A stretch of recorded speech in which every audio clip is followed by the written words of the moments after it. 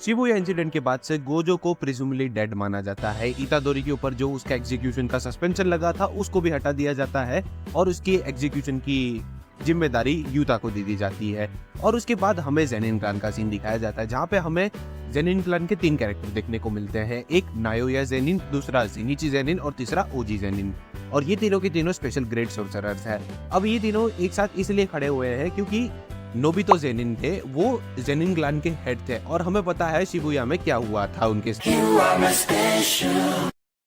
और उस इंसिडेंट के बाद से वो अब डेथ बेड पर हैं। तो अब ये तीनों इसीलिए यहाँ पे आए हैं कि उनके जाने के बाद जेनिन क्लान का हेड कौन बनेगा, इसके लिए वो तीनों वहाँ पे आए हैं। उसी के दौरान उनका वकील भी वहाँ पे आ जाता है और ऑफिशियली अनाउंस करता है कि नोबितो जेनिन अब नहीं रहे हैं। तभी वो सबके सामने नोबितो जेनिन की वसीयत पढ़ता है और उसके हिसाब से उनके जाने के बाद में जेनिन क्लान का हेड और उसके रिलेटेड जितने भी कर्स टूल है उन सब की मालिकी दे दी जाएगी नायोया जेनिन को।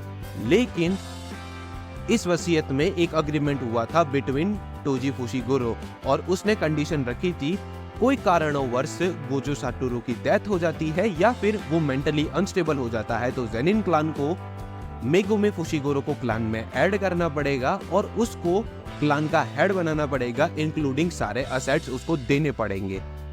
अब ये चीज सुनकर नायोया शॉक में आ जाता है ऑब्वियसली, क्योंकि गोजो साटोरू को प्रिज्यूमली डेड माना गया है तो मेगुमी को क्लान ज्वाइन करना पड़ेगा और उसको हेड बनना पड़ेगा और ये चीज वो होने नहीं देना चाहता। तो वो डिसाइड करता है कि वो मेगुमी को मारेगा। अब उसको लोकेशन तो नहीं पता है मेगुमी की, बट उसे हिंट मिलता है कि वो सुगुना के वेसल के साथ में है, तो वो डिसाइड करता है कि वो सुगुना के वेसल को भी मारेगा और उसी के साथ साथ में मेगुमी को भी। दूसरी तरफ सीन शिफ्ट होता है जहाँ पे हमें इटादोरी का सीन दिखाया जाता है एनिमे वाला।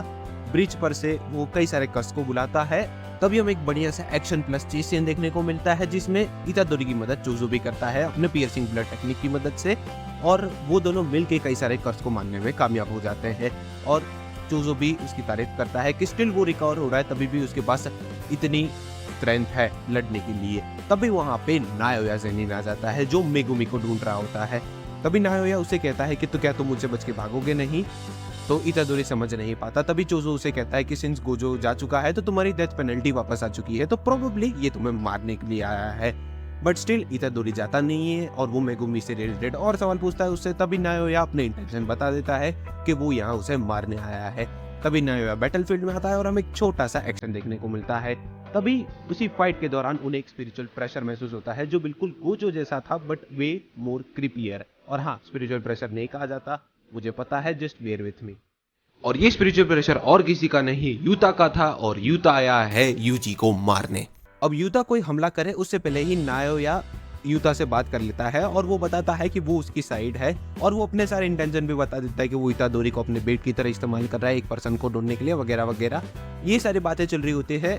उसी के दौरान चोजो इतादोरी को मना लेता है कि हम दोनों इन दोनों का सामना नहीं कर सकते, इसलिए मैं इन लोगों को उलझाए रखूंगा, तब तक के लिए तुम निकल जाओ, ये तुम्हारे लिए सेफेस्ट रास्ता है। तो इतादोरी मान जाता है और निकल ही रहा होता है। तभी उन दोनों को भी पता चलता है और वो दोनों उसके पीछे जाते हैं जिसमें ट्यूटा बच के निकल जाता है। अब नायोया और चोजो के बीच में फाइट होती है जिसमें नायोया चोजो का कॉन्सेंट्रेटेड ब्लड तोड़ देता है क्योंकि उसे पता चल गया था कि चोजो की एबिलिटी है कॉन्सेंट्रेटेड ब्लड से रिलेटेड और ये चीज की वजह से उसको गुस्सा आता है। तभी हमें यूजी और यूता का हमें एक छोटा सा चीज सीन देखने को मिलता है। फिर एक दूसरे के ऊपर ये लोग गाड़ियां फेंकते हैं और एट लास्ट यूता उसके भागने का रास्ता बंद कर देता है। तभी हमें एक और नए कॉन्सेप्ट के बारे में बताया जाता है।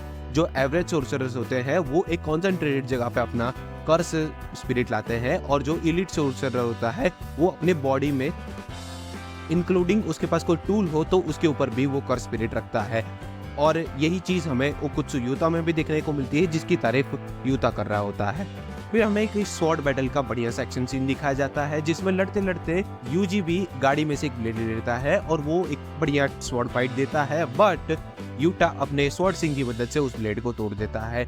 तो यूजी भी अपने पैरों की मदद से यूटा के ब्लेड को तोड़ देता है।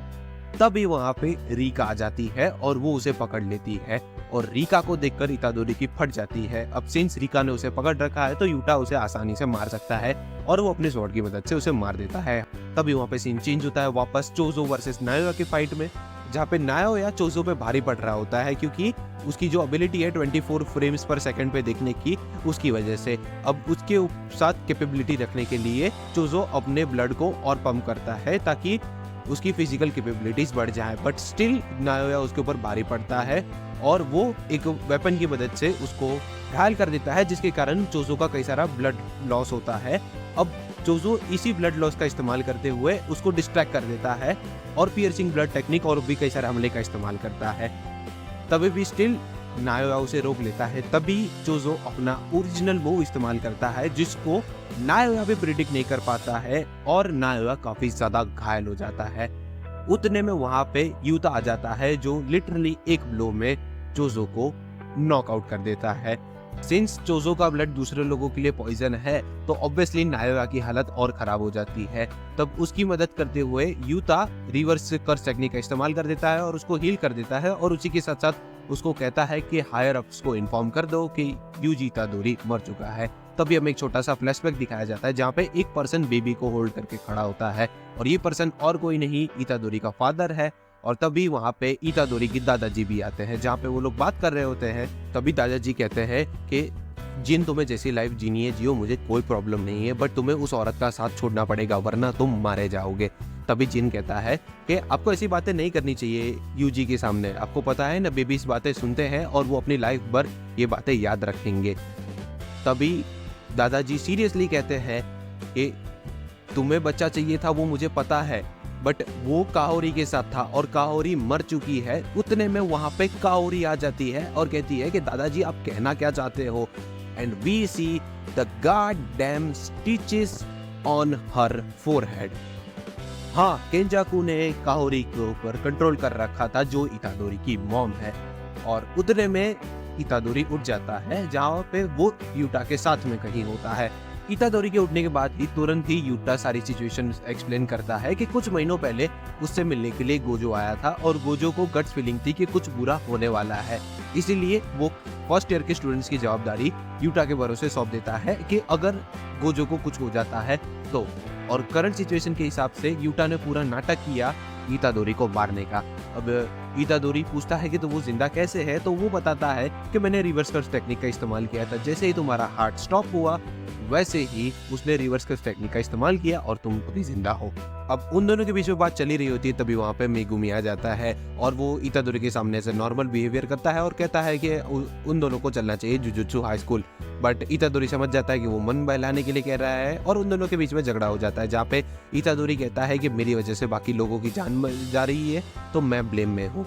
तभी वहाँ पे मेगुमी कहता है कि तुम ब्लेम में नहीं हो, तुम्हें सबको प्रोटेक्ट करना चाहिए। फुशिगोरो कहता है कि तुम मुझे प्रोटेक्ट करने से शुरू करो, क्योंकि नोरितोशी कोमो ने एक कलिंग गेम अनाउंस किया है जो लोग जुजुत्सु सोर्सरर से कनेक्टेड है, और इस टूर्नामेंट में उसकी जो बहन थी वो भी एंटर करने वाली है, सुमिकी फुशिगोरो, और उसको बचाने के लिए मेगुमी को इतादोरी की स्ट्रेंथ चाहिए, इसलिए वो उससे मदद मांगता है।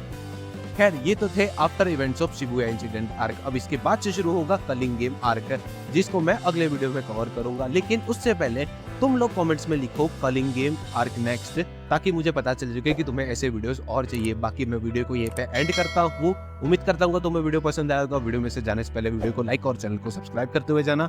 मैं मिलता हूँ तुम्हें नेक्स्ट वीडियो में, तब तक के लिए बाय।